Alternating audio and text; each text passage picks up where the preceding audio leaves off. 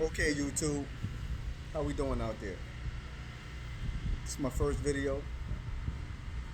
This is the channel, Real Rap with Kane.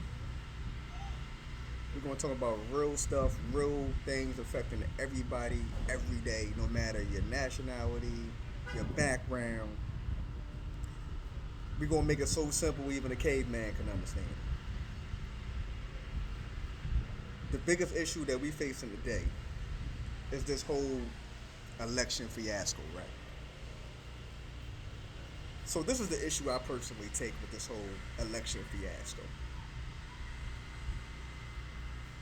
If you're a person that's like-minded like me, who already have doubts about the whole election type system, when you further exacerbate that and make that worse than what they're doing today with, oh, there's fraud and there's all this other stuff. You got the top attorney general in the country directing the state's elected attorney generals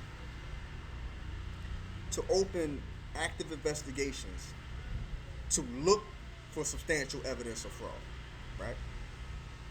Not because there's a fraud exists, not because they have credible information, right, that would warrant opening an investigation. They're opening an investigation saying, just in case the fraud is there, we want to find it. Now, I could be completely out of line. I'm having a hard time with completely understanding that rhetoric. Like, that's going over my head. I didn't personally think that's how the legal system works, especially when you get to the highest levels of this country. Now, once again, you have somebody like me who also has doubts about our legal system and how people can use their positions and their power at their own will, right? Somebody's personally using that today. We don't got to say no names. We all understand who that person is, right?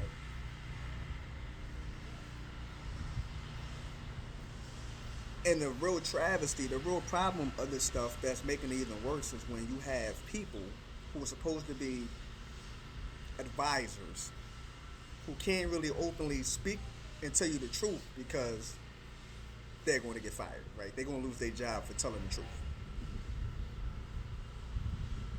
Now, help me understand and correct me if I'm wrong. If I work at Apple and I'm using my power and my position against employees who are speaking out and pretty much telling the truth about their boss, aren't there HR programs and HR laws in effect where that's considered whistleblower acts and retribution acts where they're protected from that? So you're telling me that the highest levels of government, you don't have those same protections. You're not fired because of work performance. You're not fired because of some type of personal conduct. We weren't against a personal conduct policy. You're not fired for fraternization, sexual harassment, because you committed a crime, right? We all, any government employee out there knows that, if you commit a crime, you're putting your government job at risk, right? And pretty much it's like that line across any business line today. It don't matter if you're corporate, federal, private, what have you, right? But I thought laws were put in place to protect people from these retributions of people just willing and abusing power. But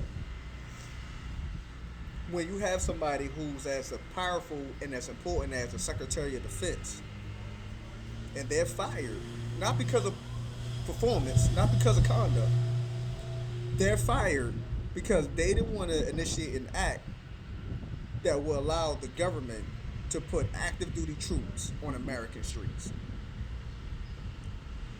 Because of the reasonings that you want to do that does not fit the parameters and the guidelines within the Constitution and within law that's on books to support that decision. So I've lost my job for doing my job at the end of the day. Help me understand this. Maybe, once again, maybe I got it wrong. But I'm really having a hard time with understanding how that's permitted. So what that tells me, which I always felt, right? And this is just supporting my feelings because I look at things for what they are and how they're presented, right? Is that the laws that me and you have to abide by? Someone can openly violate these laws and face no retribution, face no repercussions for it. That's interesting, right? That's very, very interesting.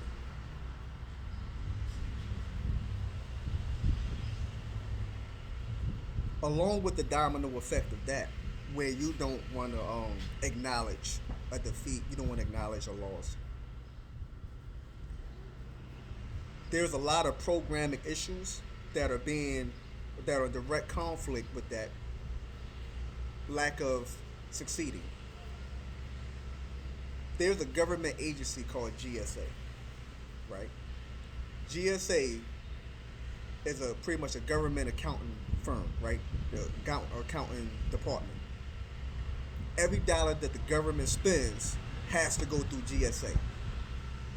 They're the bookie for the government for all intents and purposes, right?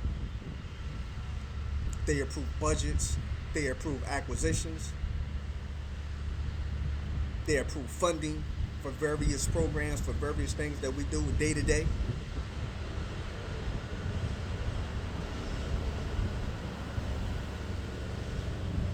So, in order for our current president to elect to move on with plans of taking control of the government,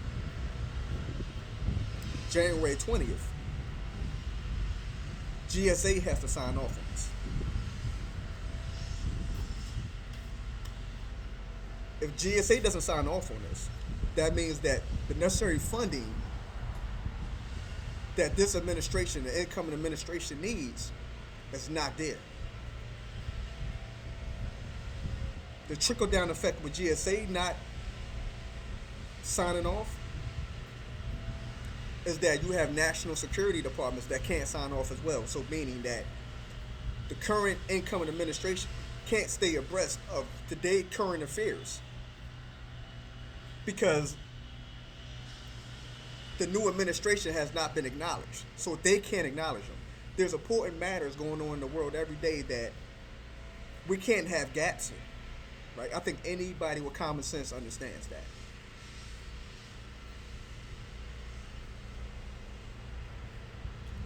So is that not a direct threat to national security?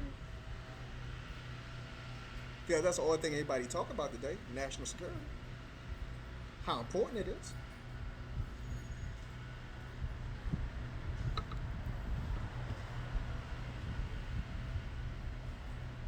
I just don't understand how that can be allowed. Um, Checks and balances was put in place for almost all levels of business and government business. But obviously, there's no checks and balances to the degree it should be at the very highest levels of our country. Because if this is allowed, if there's no one that can come in and say stop, that's a sideline conversation. Meanwhile, we have to proceed in this direction until some credibles comes up that says, oh, listen, this results is going to change because of this credible information that we have that's going to change the landscape of what we believe happened. If there's nothing credible that changes that landscape, then the government should be proceeding accordingly. That's not happening clearly.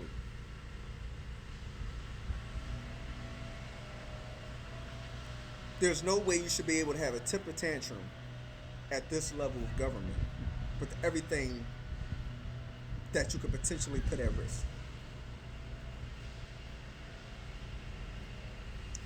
I don't quite understand what we're doing. Um, like I said, I don't understand how that's allowed. But that's something that it needs to be corrected immediately. Needs to be corrected immediately because the potential effect of that is very severe. I don't know if people are thinking about it in that light. Whether you voted for A or you voted for B, at this point it really doesn't matter. Like I said, that could be something going on behind the scenes If you feel like you were wrong, I would never tell nobody not to pursue something they thought they was wrong though. That's not even my character. I would never say nothing like that. But at the same time, there has to almost be a simultaneous process here, which I know is complicated. I know isn't easy, but this is something for the future that should be instituted and accounted for.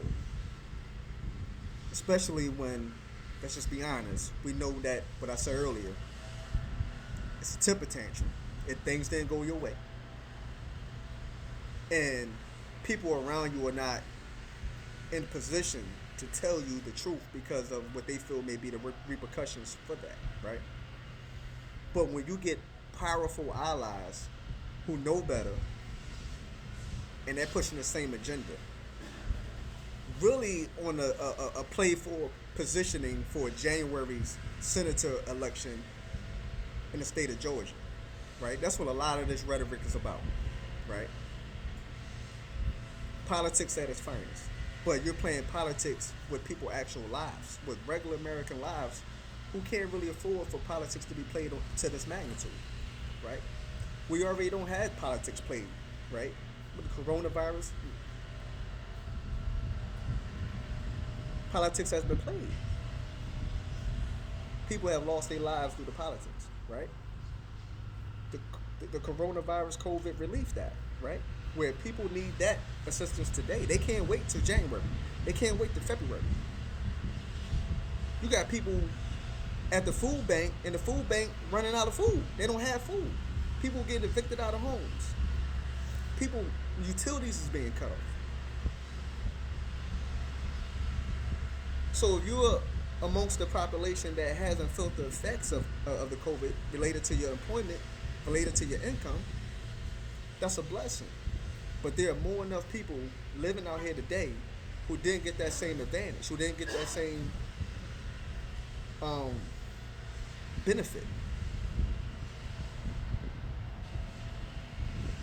So those are the parts that I don't understand. Those are the things that are losing me and driving me, quite frankly, almost insane. Because where's the humanity factor?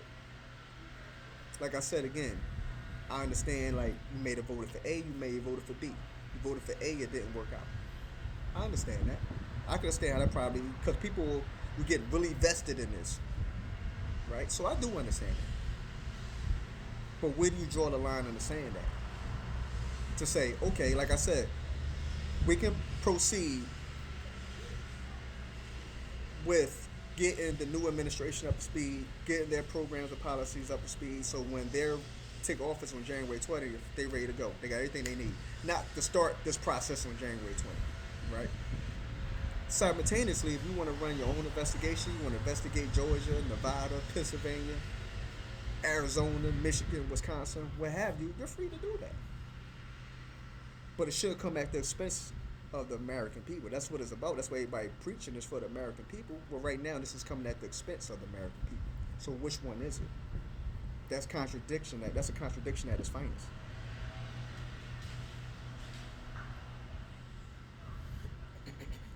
So that's just the things I've been thinking about that's been running through my head. I can't rationalize it. Um, I think it's two different conversations. Like I said, I think one is a sidebar conversation, and one is a reality conversation from what we see, right? 4 million Americans said this is what we want more than the other. That's what it is today. Now, there are holes, there are gaps, whether it's just human error, whether it's premeditated, whether it's an opportunist type thing, then yeah, we need to figure out a way to eliminate those gaps, to eliminate those opportunities, to get rid of premeditated fraud. I totally agree with that.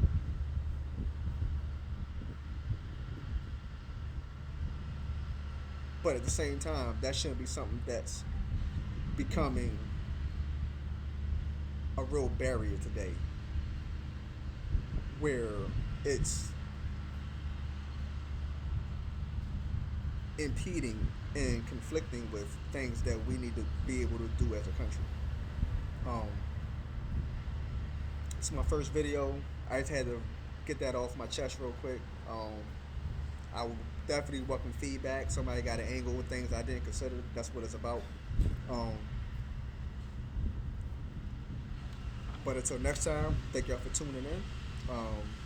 I know that people took time out of their day to view and hear what you got to say. That's very important. I don't take that lightly. But I will be doing more videos. There will be more videos like this with real everyday topics that's affecting, like I said, every citizen, regardless of your tax bracket, regardless of your race, regardless of your upbringing, regardless of your current circumstances. I'm going to go ahead and sign out. This is Real Rap with King. Till next time.